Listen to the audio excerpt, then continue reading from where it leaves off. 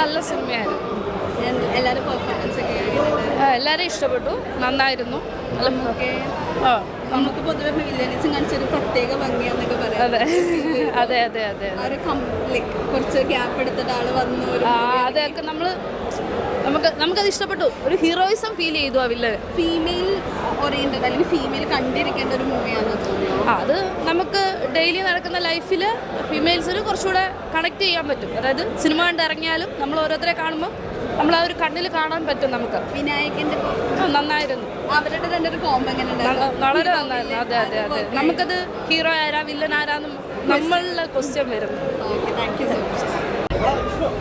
നന്നായിട്ടുണ്ട്. അപ്പൊ മമ്മൂക്കയുടെ സൂപ്പർ.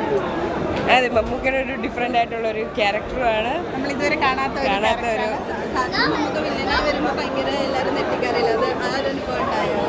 അതെ, എന്താ പറയുക, ഒരു സ്ലോ ബേൺ ആണ്. നന്നായിട്ടുണ്ടായിരുന്നു. വിനായകൻ വളരെ നന്നായി ചെയ്തിട്ടുണ്ട്. പുള്ളിക്ക് ക്യാരക്ടർ നന്നായിട്ട് ചെയ്തിട്ടുണ്ട്. ഫാമിലി ഓഡിയൻസിനൊക്കെ കാണാൻ പറ്റും. ഇത് റിയൽ ലൈഫായിട്ട് ബേസ് ചെയ്ത് അതിന് ഇൻസ്പയർഡ് ആയിട്ടുള്ളതാണ്. അതുകൊണ്ട് ഈ നാട്ടിൽ നടന്നിട്ടുള്ളതൊക്കെ ഉള്ളതാണ്. അതുകൊണ്ട് ക്രിസ്മസിന് തൂക്കമൊക്കെ ഓഫ് കോഴ്സ്